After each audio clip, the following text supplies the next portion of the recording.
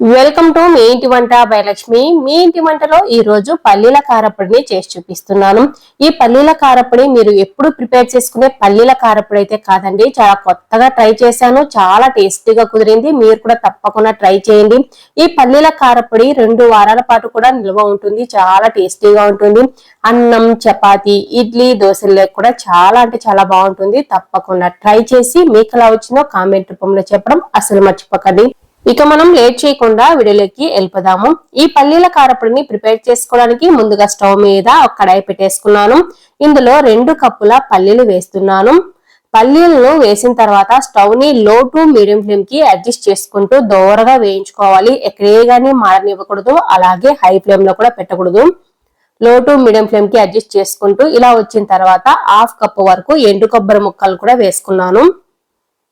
ఎండు కొబ్బరిని ఎక్కువసేపు వేయించాల్సిన అవసరం లేదు. పల్లీలు వేయించేసుకుని కొద్దిసేపట్లో దించేస్తాము అన్నప్పుడు ఈ కొబ్బరి వేసేసుకొని ఒక 2 నిమిషాల పాటు ఇలా వేయించేసుకొని ఒక ప్లేట్లోకి తీసేస్తే సరిపోతుంది. చూసారు కదా, పల్లీలకు పొట్టు ఇలా ఈజీగా వచ్చేలా ఉండాలి. ఇలా వేయించుకున్న పల్లీలు, కొబ్బరిని ఒక ప్లేట్లోకి తీసేసుకోవాలి. ఇలా తీసుకున్న తర్వాత స్టవ్ మీద ఒక కడాయి ఉంది కదా, ఇదే కడాయిలోనే 1/2 టేబుల్ స్పూన్ ఆయిల్ వేసేసుకొని 2 నుంచి 3 టేబుల్ స్పూన్ల వరకు మినపప్పు వేసుకున్నాను. అలాగే 2 టేబుల్ స్పూన్ల ధనియాలు కూడా వేసుకుని స్టవ్ ను లో టు మీడియం ఫ్లేమ్ కి అడ్జస్ట్ చేసుకుంటూ వీటిని కూడా దోరగా వేయించుకోవాలి. ఎక్కడే గానీ మాడనివ్వకూడదు. ఏ పదార్థమైనా సరే మాడింది అనుకోండి, ఈ పౌడర్ టేస్ట్ అనేది మారిపోతుంది, అంత టేస్టీగా అనిపించదు.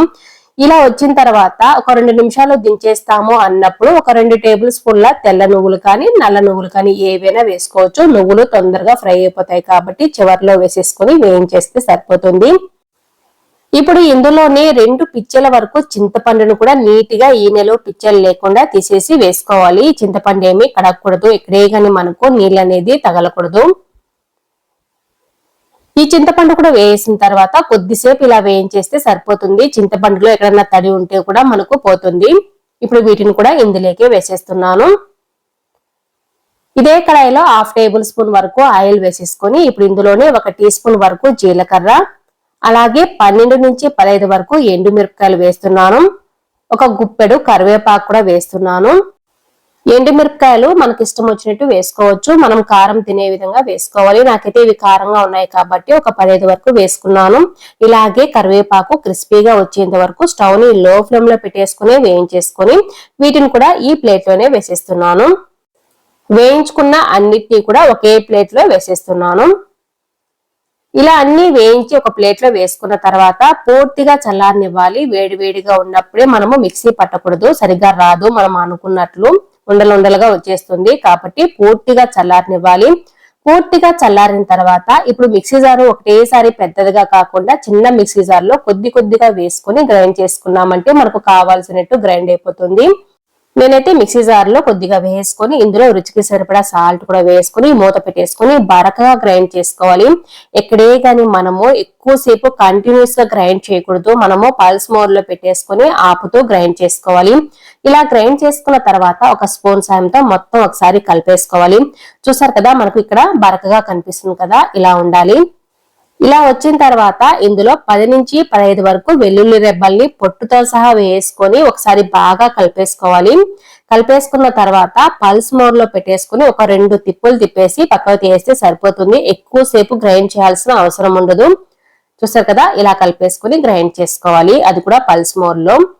ఈ పల్లీల కారపొడిని వేరొక బౌల్లోకి వేసేస్తున్నాను. ఇక్కడ మనం మొత్తం ఒకేసారి గ్రైండ్ చేసుకోలేదు, కొద్ది కొద్దిగా గ్రైండ్ చేస్తున్నాము కాబట్టి వేరొక బౌల్లో వేసేసుకొని మిగతా మొత్తాన్ని కూడా గ్రైండ్ చేసుకొని ఇందులోనే వేసేసుకొని బాగా కలిపేసుకోవాలి. నేనైతే ముందుగా వేయించుకున్నాను కదా పల్లీలు, కడాయి ఉంటే అదే కడాయిలోనే వేసుకొని కలిపేస్తున్నాను. ఇప్పుడు మిగతా అన్నిటిని కూడా వేసుకుని మిక్సీ జార్లో బరకగా గ్రైండ్ చేసుకొని ఇదే కడాయిలో వేసేసుకొని ఒకసారి బాగా కలిపేస్తే సరిపోతుంది. ఇలాగే మనము కొద్ది కొద్దిగా గ్రైండ్ చేసుకుంటూ ఇందులో వేసేసుకొని కలిపేస్తే సరిపోతుంది. అప్పుడే మనకు కావాల్సినట్టుగా గ్రైండ్ అవుతుంది. చిన్న మిక్సీ జార్ లో వేసుకొని గ్రైండ్ చేసుకోవడం వల్ల ఇలా స్పూన్ తో అయినా కలుపుకోవచ్చు, లేకుంటే చేత్తో అయినా బాగా ప్రెస్ చేస్తూ కలిపేసుకోవాలి. ఎక్కువగా ఉండలు కట్టేస్తే చేత్తో కలిపేసుకున్నాం అనుకోండి ఈజీగా అనిపించేస్తుంది. చూసారు కదా ఎంత బాగా పొడి పొడిలాడుతూ వచ్చేసిందో. అంతేనండి, చాలా సింపుల్ గా పల్లీల కారపొడిని మీరు కూడా మీరు తప్పకుండా ట్రై చేసి చూడండి. చాలా అంటే చాలా టేస్టీగా ఉంటుంది. అన్నం, ఇడ్లీ, దోశల్లోకి ఇంకా చపాతీల్లోకి కూడా తినొచ్చు, చాలా బాగుంటుంది. మరెందుకు ఆలస్యం, మీరు కూడా మీ ఇంట్లో తప్పకుండా ట్రై చేసి మీకు ఎలా వచ్చిందో కామెంట్ రూపంలో చెప్పడం అస్సలు మర్చిపోకండి. మీకు ఈ వీడియో నచ్చినట్లయితే తప్పకుండా ఒక లైక్ కూడా చేయండి. అలాగే కొత్తగా చూస్తుంటే సబ్స్క్రైబ్ చేసుకోవడం మాత్రం అస్సలు మర్చిపోకండి. మీ ఫ్రెండ్స్ కి రిలేటివ్స్ కూడా షేర్ చేయండి. Thanks for watching.